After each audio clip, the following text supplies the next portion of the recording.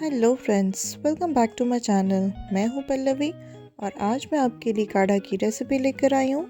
ठंड इतनी ज़्यादा हो रही है कि सबको सर्दी ज़ुकाम और खांसी हो रहा है, तो इस रेसिपी को घर पे ज़रूर ट्राई करें और ये रेसिपी आपको ज़रूर मदद करेगी।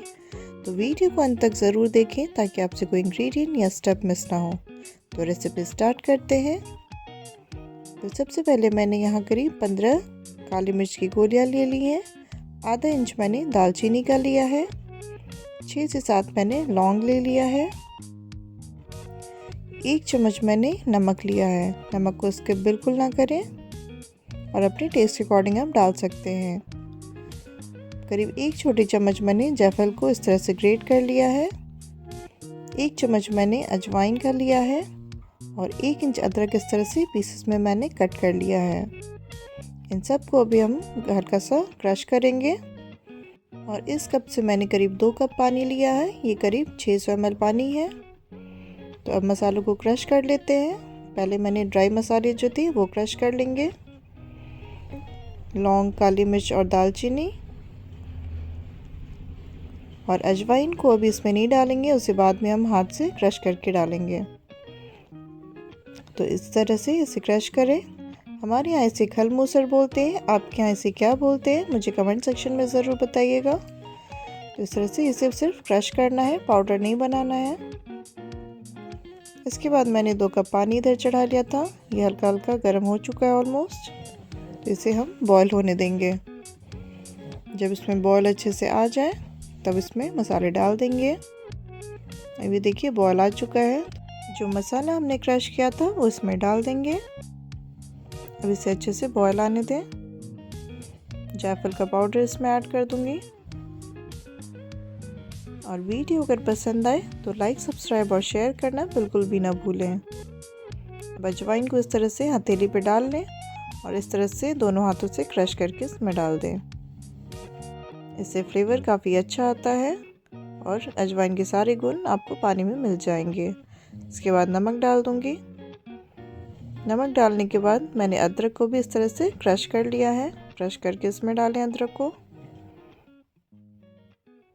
और नमक को बिल्कुल भी स्किप न करें। नमक से आपका जो गले में कफ होगा या इन्फेक्शन होगा वो धीरे धीरे वो जैसे जैसे आप काढ़ा पिएंगे आपका गले का इन्फेक्शन बिल्कुल ख़त्म हो जाएगा। तो एक बार स्पून से इसे स्टर कर लें और अपने फ्रेंड्स और रिलेटिव के साथ ज़रूर शेयर करें ताकि उन्हें भी इस काढ़ा की रेसिपी से हेल्प मिल सके और वो भी ये रेसिपी घर पे ट्राई कर सकें। तब इसे अच्छे से बॉईल करना है हमें करीब 15 से 20 मिनट। इस तरह से मैंने धीमी आंच पे रखा है इसे।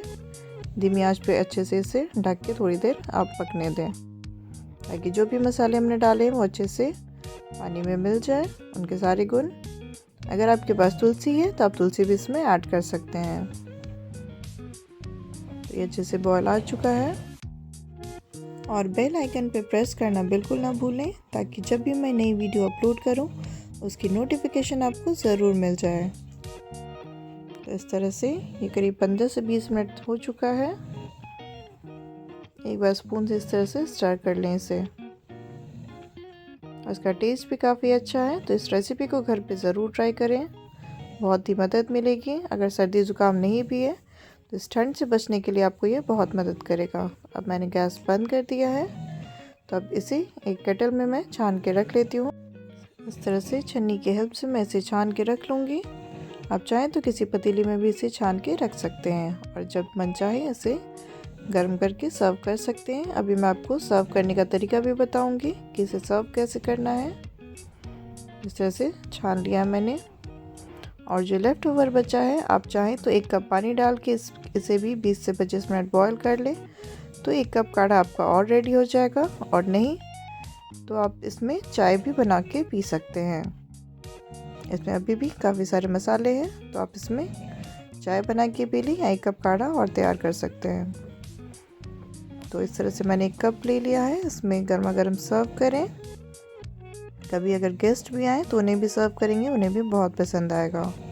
इसमें मैं नींबू ऐड कर रही हूँ। नींबू भी गले के लिए बहुत अच्छा होता है, इसमें विटामिन सी होता है।